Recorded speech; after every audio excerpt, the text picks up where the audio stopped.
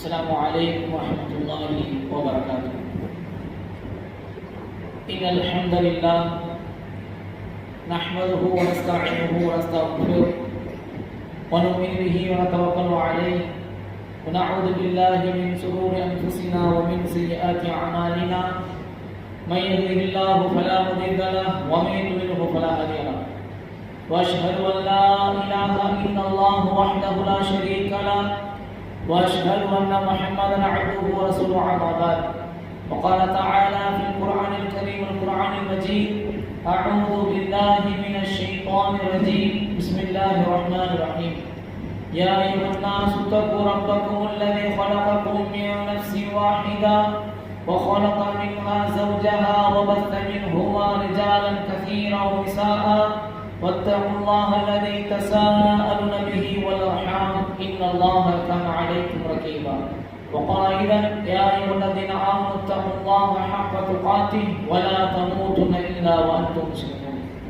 وقال نبينا محمد صلى الله عليه وسلم: خيركم من تعلم القرآن وعلمه كما قال عليه الصلاة والسلام. எல்லா புகழும் ஏகிறவனாகிய அல்லாஹ்வுக்கு மாத்திரம் கொடுத்தானதாக அவனுடைய சாந்தியும் சமாதானமும் நாம் எல்லாம் உயிருடன் மேலாக நேசிக்கக்கூடிய உத்தம சத்திய தூதர் முஹம்மது நபி ஸல்லல்லாஹு அலைஹி வஸல்லம் அவர்கள் மீதும் அவர்களை பின்பற்றி வாழ்ந்த சத்திய சஹாபாக்கள், தாபிஈன்கள், தபா தாபிஈன்கள், சுஹதாக்கள், இமாம்கள், நல்லோர்கள் அனைவர்கள் மீதும் இன்னும் உங்கள் மீதும் என் மீதும் ஒட்டுமொத்த இஸ்லாமிய சகோதர சகோதரிகள் மீதும் அல்லாஹ்வுடைய சாந்தியும் சமாதானமும் என்றும் என்றென்றும் நின்று நிலவட்டுமான பிரார்த்தனை செய்தவனாய்.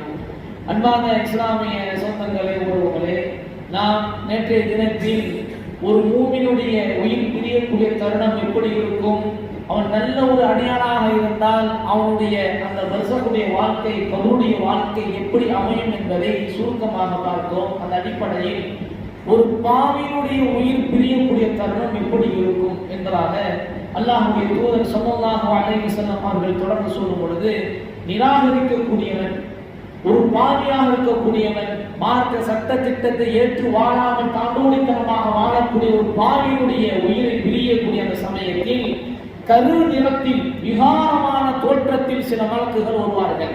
அவன் கண்ணு கட்டிய தூரம் வரைக்கும் வந்து அமர்வார்கள். பார்ப்பதற்கு கொடூரமாக இருப்பார்கள், பார்ப்பதற்கு பயங்கரமான தோற்றம்.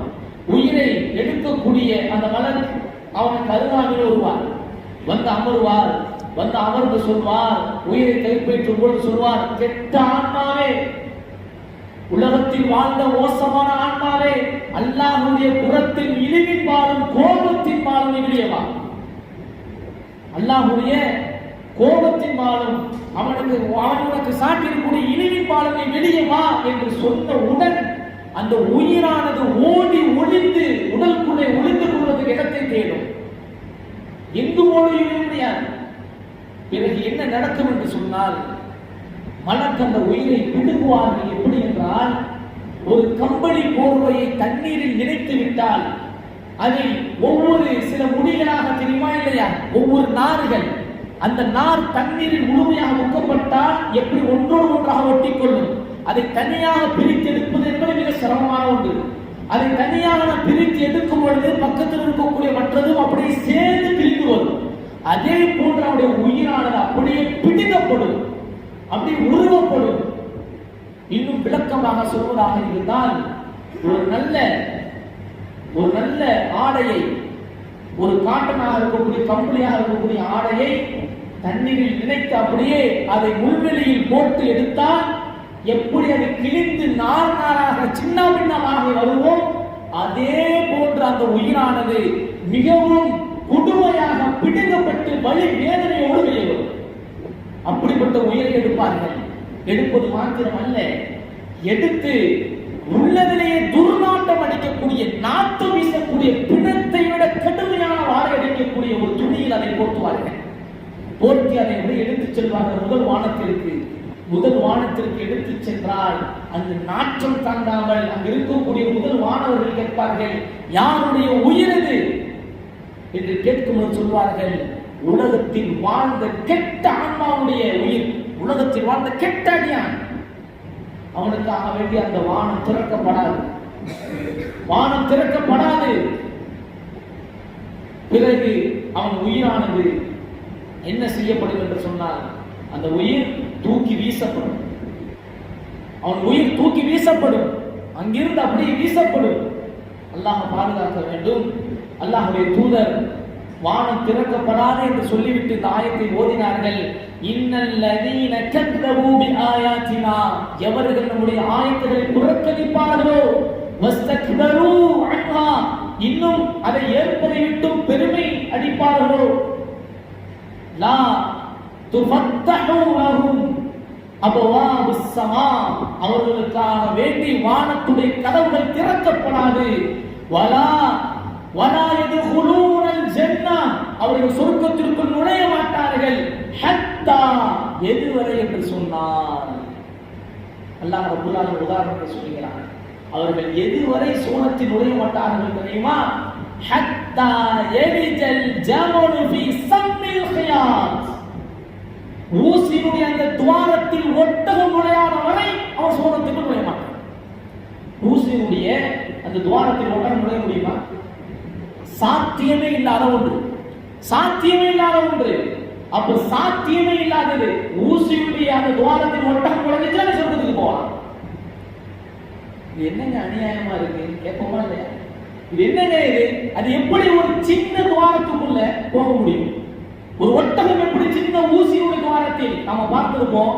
நாமளே இளைஞர்களாக இருக்கக்கூடியவர்களே வயதானவர்களுக்கு ஊசியில் அந்த நூலை கோர்த்து கொடுக்க வேண்டும் என்று சொன்னால் அப்படியே என்ன செய்வோம்? அப்படியே கண்ணை கூர்மையா வச்சு எப்படி அதை கோர்க்கலான்னு பார்ப்போம். அவ்வளவு சிரமமா இருக்கும். அதுக்குள்ள ஒட்டகம் போகும். கேட்பதற்கு ஆச்சரியமா இருக்கும். அதுக்குள்ள ஒட்டகம் போகும். அதுவரை ஹத்தா யலிஜல் ஜமலு ஃபீ சம்மில் கியாத், ஒட்டகம் அந்த துவாரத்திற்குள் நுழையாத வரை இவர்கள் சுவனத்திற்குள் நுழைய முடியாது.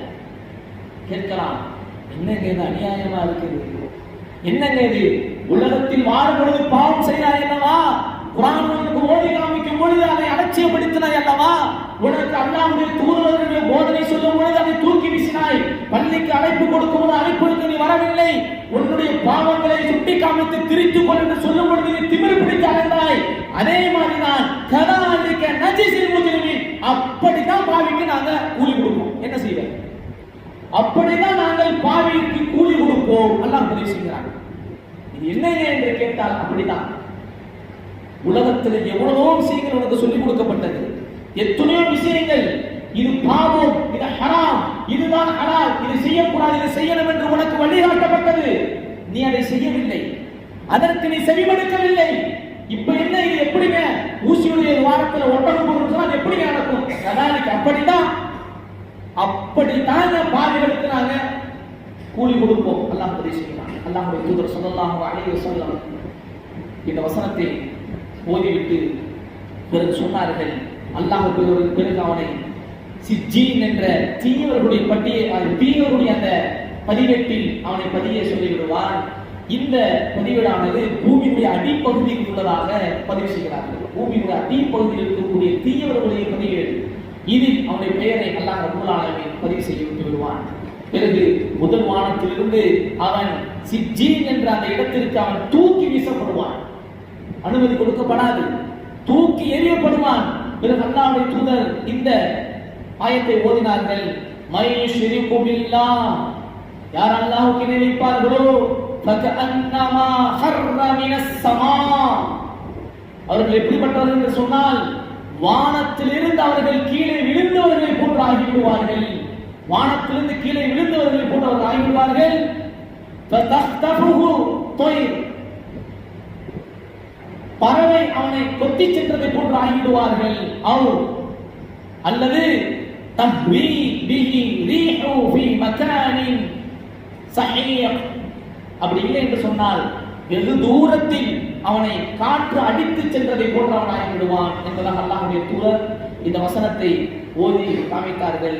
பிறகு அவனுக்கு கேள்விகள் கேட்கப்படும். எப்படி நல்லடியார்களுக்கு கேள்வி கேட்கப்பட்டதோ அதே போன்று அவனுக்கும் கேள்விகள் கேட்கப்படும். மன் ரப்புக், உலகத்தில் வாழும் பொழுது மக்களுக்காக அவனை கொண்டிருக்கலாம். உலகத்தில் வாழும் பொழுது எனது பெயர் பாத்திமாவாக, எனது பெயர் சுமையாவாக, எனது பெயர் அப்துல்லாஹ் அப்துல் ரஸாக்காக, எனது பெயர் நல்ல ஒரு இஸ்லாமியுடைய பெயராக இருந்திருக்கலாம்.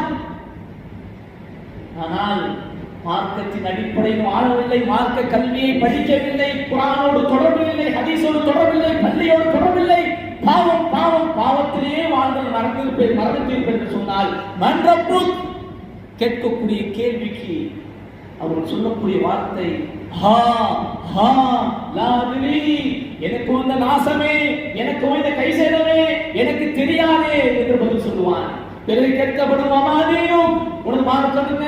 ஹா ஹா லாதிரி, எனக்கு தெரியாதே, எனக்கு எதுவுமே தெரியாதே, எனக்கு வந்த கைசேதமே என்று அவன் கதறுவான்.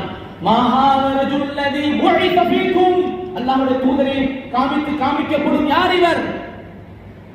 அதற்கு பதில் சொல்வான் ஹா ஹா லாதிரி, எனக்கு எதுவுமே தெரியாது, எனக்கு எதுவுமே தெரியாது.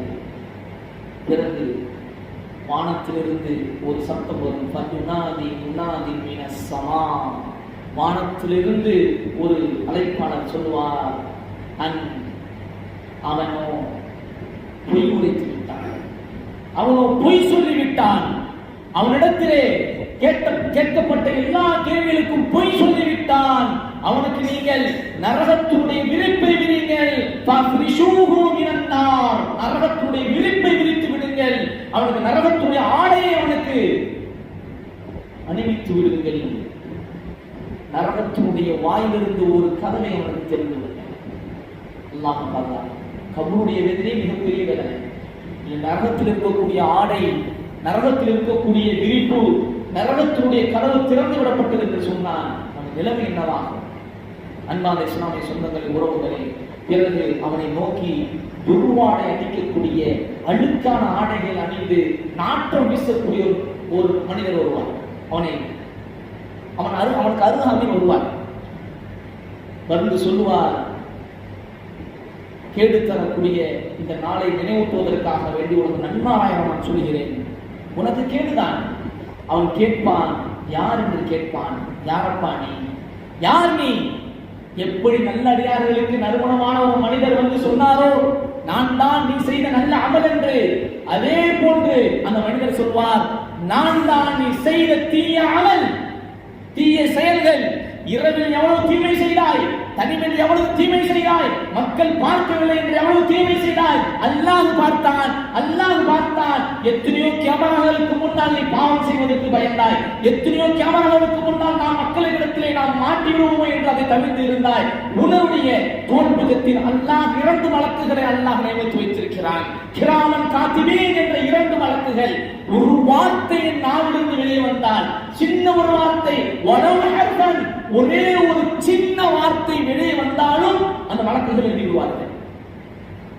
இப்பொழுது நான் பேசிய எந்த வார்த்தையாக இருக்கலாம், நான் தனிமையில் பேசிய வார்த்தையாக இருக்கலாம், இந்த தேதியில், இந்த மணி நேரத்தில், இத்தனை நொடியில், இத்தனை வினாடியில் இவ்வளவு வார்த்தைகளை இவன் பேசினான் என்று வரிசையாக எழுதப்பட்டுவிடும். எதுவும் மறைக்கப்படாது. ஆனால் உலகத்தில் இருக்கக்கூடிய சில கேமராக்கள், சில நபர்களுக்காக வேண்டி நாங்கள் சில விஷயங்களை செய்வதற்கு நாங்கள் பயப்படுகிறோம். ஆனால் 24 மணி நேரம் என்னோடு 2 வழக்குகளை அல்லாஹ் எப்போது வைத்திருக்கிறார். நாம் என்றைக்காவது நாம் சிந்தனை செய்து பார்த்திருப்போமா? பிறரை ஏமாற்றும் பொழுது, பிறரை பற்றி பாவமான செயலை செய்யும் பொழுது, பிறரை அவதூறு சொல்லும் பொழுது என்றைக்காவது நாம் யோசித்திருக்கிறோமா? ஒரு வார்த்தை, உதடு அப்படி ஒட்டி பிரிந்தால், அதில் ஒரு வார்த்தை வெளிவந்தாலும் அது அப்படியே எழுதப்படுகிறது. எதுவும் மறைக்கப்படாது. அன்பான இஸ்லாமிய சொந்தங்களே, இதை கேட்ட அவன் அந்த தீ அடியான், யாருன்னா மறுமையை ஏற்படுத்தி விடாதே, மறுமையை ஏற்படுத்தி விடாதே. ஏன்? மறுமையில் அவனுடைய தண்டனை மிக கடுமையாக இருக்கும். இந்த மறுமை என்பது அவனுக்கு மிக கடுமையான ஒரு நாளாக இருக்கும். இந்த கபருடைய வாழ்க்கையே எவ்வளவு கொடுமையாக இருக்கும். ஆனால் மறுமை வந்துவிட்டால் அவன் நிலைமை என்னவாக இருக்கும்? கேட்கப்படக்கூடிய கேள்விகள், அவன் விசாரிக்கப்படக்கூடிய விதங்கள், நரகத்தினுடைய பிரம்மாண்டம் என்னவாகும் என்ற பயத்தில் யாரெல்லாம் மறுமையை ஏற்படுத்தி விடாதே என்று கூறுவான் என்ற செய்தி பரா இப்னு ஆசிப் ரலியல்லாஹு தஆலா அறிவிக்கிறார்கள். புகாரியில் அதே போன்று ஹாக்கிமில் பதிவு செய்யக்கூடிய ஒரு ஹதீஸாக இருக்கிறது. அன்பார்ந்த இஸ்லாமிய சொந்தங்களே, உறவுகளே, நம்முடைய வாழ்க்கை என்பது இந்த உலகத்தில் ஏதோ ஒரு குறுகிய காலம்தான். அல்லாஹ்வுடைய தூதர் சொன்னார்கள், ஒரு மனிதனுடைய வாழ்க்கை அதிகபட்சம் 60க்கும் 70க்கும் இடைப்பட்ட காலம்தான். அதிகமான நபர்கள் அதை கூட தாண்டுவதல்ல. ஆக இந்த குறுகிய காலத்தில் நாம் நன்மைகளை செய்யக்கூடியவராக, நாளை மறுமை என்று ஒன்று இருக்கிறது. இந்த உலகத்தில் நாங்கள் பாவம் செய்தால் என்னுடைய நிலைமை கபருடைய வாழ்க்கை என்னவாகும் என்று நாங்கள் பயப்படக்கூடியவர்களாக, அதை அஞ்சி எங்களுடைய வாழ்க்கையை நடத்தக்கூடியவர்களாக, யார் பார்த்தாலும் யார் பார்க்காவிட்டாலும், யார் இடத்தில் கேள்வி கேட்டாலும் யார் கேள்வி கேட்காவிட்டாலும், நாளை மறுமையில் யாரும் நமக்காக உதவி செய்ய போவதல்ல. இதன் அமல்கள் தான் நாளை மறுமையில் உதவி செய்யக்கூடியதாக இருக்கிறதா? அன்பான இஸ்லாமிய சொந்தங்களே, நாளை என் குடும்பம் என்னோடு வரலாம், என் நண்பர்கள் வருவார்கள், என் பணம் காசு, நான் வாங்கிய கோடிக்கணக்கான அந்த சொத்துகள், நான் வாங்கி வைத்திருக்கக்கூடிய கோடிக்கணக்கான சொத்து மதிப்புள்ள கார் எல்லாம் எதுவரை வரும்? கபருடைய வாயில் வரைதான் வரும். அதற்கு பிறகு என்னோடு வரக்கூடியது இந்த அமல்கள் மட்டும்தான். என் குடும்பம் திரும்பி சென்று விடும். மிஞ்சி மிஞ்சி போனா ஒரு 10 நாள் அழுவாங்களா, 2 நாள் 3 நாள், அதற்கு பிறகு எல்லோரும் தன்னுடைய இயல்பு வாழ்க்கைக்கு திரும்பி விடுவார்கள். ஆனால் என்னால் மீண்டும் இயல்பு வாழ்க்கைக்கு திரும்ப முடியாது. உலகத்தில் எதை சம்பாதித்தேனோ, உலகத்தில் எதை நான் சம்பாதித்துக் கொண்டு சென்றேனோ, அதுதான் காலிதீன ஃபீஹா என்று சொல்லக்கூடிய நிரந்தரமான வாழ்க்கை. ஏதோ இந்த உலகத்தில் வாழ்வதை கொண்டு 10 ஆண்டுகள் 20 ஆண்டுகள் 100 ஆண்டுகள் 50 ஆண்டுகள் அல்ல, நிரந்தரமான வாழ்க்கை. நிரந்தரம் என்று சொன்னால் நம்மளால் கணக்கிடவே முடியாது.